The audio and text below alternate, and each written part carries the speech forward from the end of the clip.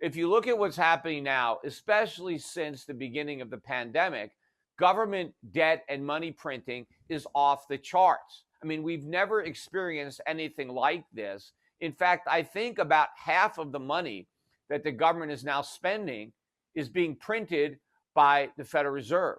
So it's not really borrow and spend anymore, it's print and spend. And right now, nobody seems to think that this is a problem. People seem to think that we've stumbled on the equivalent of a monetary fountain of youth. People like to call it modern monetary theory, which is we can have whatever we want as long as government prints the money to pay for it, that there's no limit, that government is free as long as they print money. Now, of course, why didn't we realize this in the past? I mean, why have we been paying taxes all these years if all we had to do is print money? After all, the printing press has been around for hundreds of years.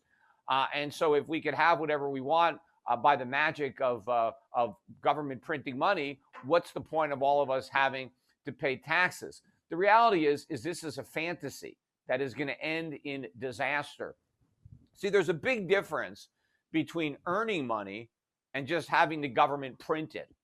See, when people are productive, when they have a job and they go to work and their labor is used to increase the supply of goods or services available to the public, right? You have a job, you do work, and your work either aids in the production of a good that people want or need, or you're helping to provide a service that people need. And in exchange for that help, you get money, you earn money, and now you can use that money to help buy the goods and services that you yourself help to produce, right? And the more productive you are, well, the more you earn, and therefore the greater share of what society produces, you are able to enjoy yourself.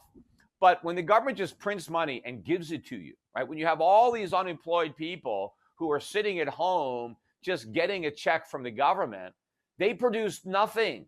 They added no goods or services to the economy, yet they can consume goods and services in the same proportions as if somebody had actually done work and actually been, a productive member of society.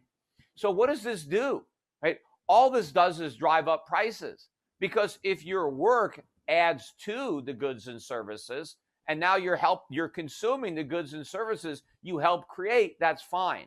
But if now you start consuming goods and services, yet you didn't help create any of those goods and services, you just have more money chasing a diminished supply of goods and services, and prices are going to go up. And they're going to go up like never before. And the irony of all of this is that the Federal Reserve has been promising Americans more inflation.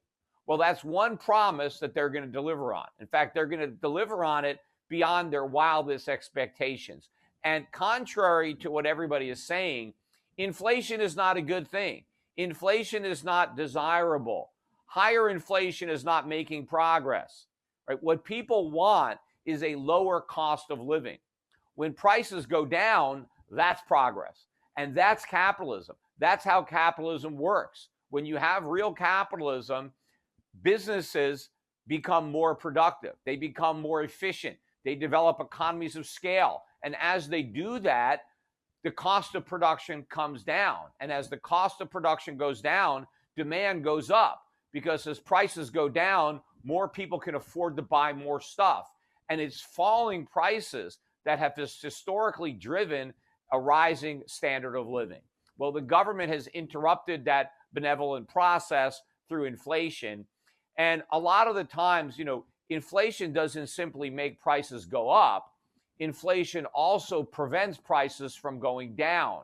And a decline in a price would have been a windfall for the consumer. When the consumer is denied that windfall by government, it's still a tax. The government is still taking your purchasing power because the goods and services that you want to consume are more expensive as a result of the government inflation.